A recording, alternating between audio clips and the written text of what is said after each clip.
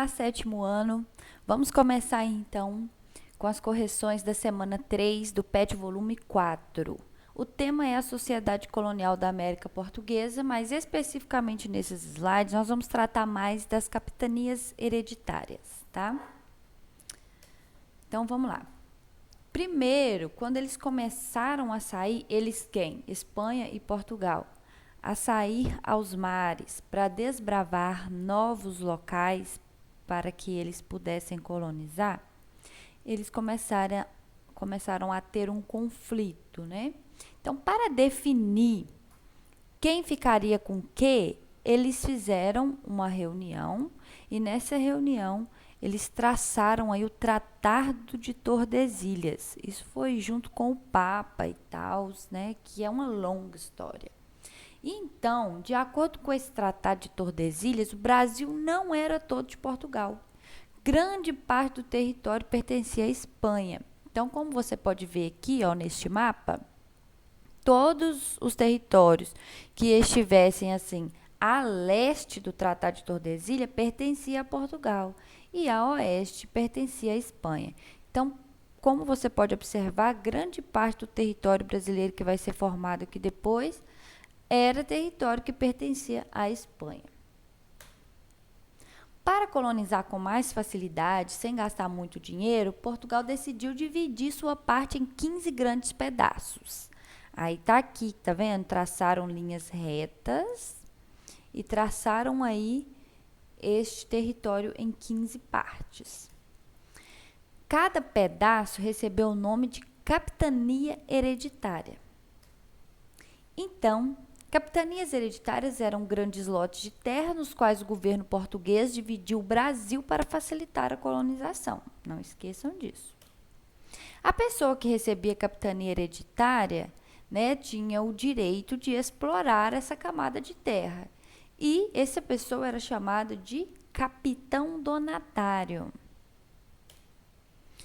Os donatários tinham direitos e deveres. Quais eram os direitos dos donatários? Eles tinham que cobrar impostos dos colonos, eles podiam escravizar índios para o trabalho nas lavouras, doar terras, né, que eram as sesmarias, doavam porções de terras menores para outras pessoas trabalharem nela, e julgar situações podendo até condenar à morte. Eita, esse era bruto, hein? Deveres: pagar impostos ao governo português, defender a terra e colonizá-la, promover o progresso das capitanias com seus próprios recursos. Ou seja, não ia vir dinheiro da coroa portuguesa para esses donatários, né? Eles tinham que usar dos seus próprios recursos para colonizar essas terras. Algumas capitanias prosperaram, que foi o caso de Pernambuco e São Vicente, né, que cultivavam a cana-de-açúcar. Eles usavam os trabalhadores escravos para o plantio, colheita, transporte e fabricação do açúcar. Assim, tinham muito mais lucros. Muitas capitanias fracassaram. Mas por que essas capitanias fracassaram? O Brasil ficava muito longe de Portugal. Os índios lutavam pelas terras. Não havia recursos financeiros e não havia pessoas para o cultivo da terra. Essa parte da história fez com que muitas capitanias de estados brasileiros fossem no litoral. Afinal, com a colonização, Portugal pretendia defender o Brasil das inovações.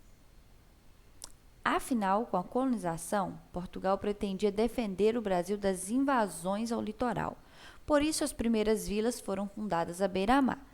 Além disso, o transporte de mercadorias era feito por navios, portanto, ao redor dos portos formaram-se as cidades.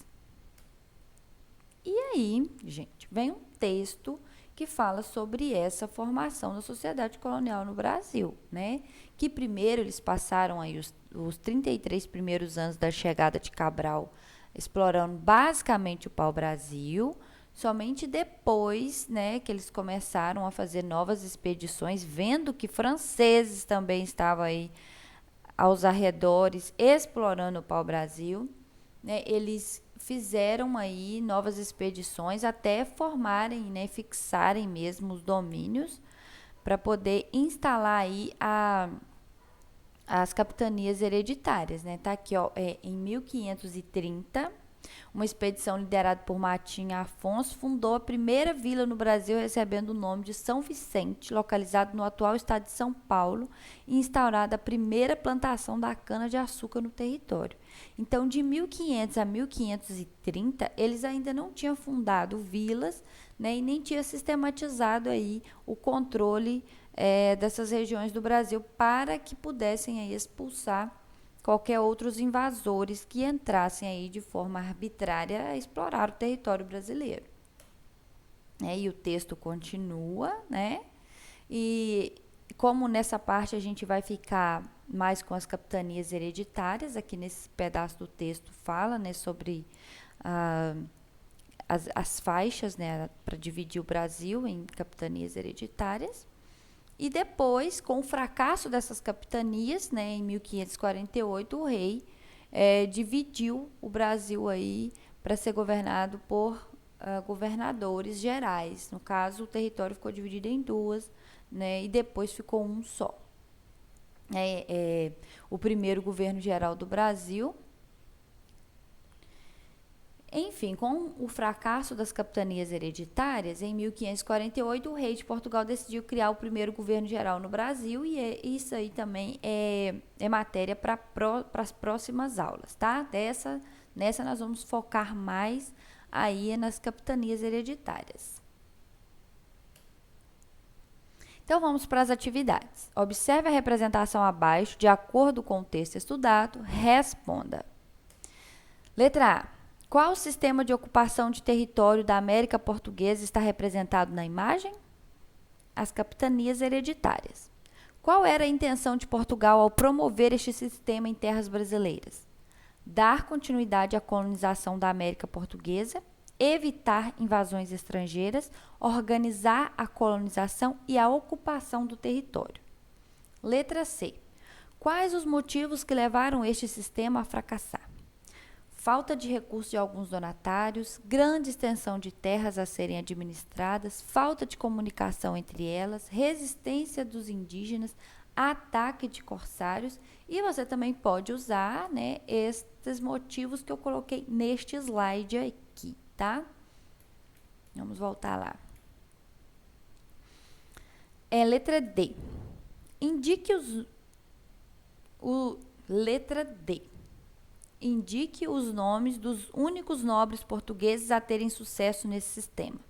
Os nobres foram Duarte Coelho, da capitania de Pernambuco, e Martim Afonso de Souza, da capitania de São Vicente. 2. Redija um parágrafo explicando por que Portugal decidiu substituir a mão de obra indígena por seres humanos escravizados vindos da África, a partir do início da produção da cana-de-açúcar na colônia. Então, eu peguei um trecho aí, retirado das palavras de Alfredo Boulos Júnior, e digitei aí para vocês. Na passagem do século XVI para o século XVII, no Nordeste, os senhores de engenho começaram a comprar africanos para substituir os indígenas no trabalho. E o fizeram pelas seguintes razões: a falta de indígena nas áreas açucareiras por fuga ou morte devido às doenças e maus tratos, os interesses envolvendo o tráfico de africanos pelo Atlântico e a experiência dos africanos na produção do açúcar nas plantações portuguesas das ilhas de Cabo Verde e Madeira. Muitos africanos trazidos para o Brasil no século XVI e XVII eram bantus, povos agricultores e pastores com grande domínio da metalurgia do ferro. Então, eles já tinham também muitas experiências na agricultura. E os indígenas também, gente, eles não viam necessidade em plantar mais do que eles precisavam para sobreviver. Então, eles tinham um ritmo de vida totalmente diferente. Então, eles não conseguiam se adaptar ao trabalho, né? Eles não viam necessidade para quê, né? Plantar mais do que se come. Né? Eles precisavam daquilo só para subsistência, se acabasse, plantava de novo. Então, eles eram mais zen, né? Então, não tinha como adaptar mesmo ao trabalho escravo. E fora também que as proteções, né, das aldeias, os aldeamentos jesuítas,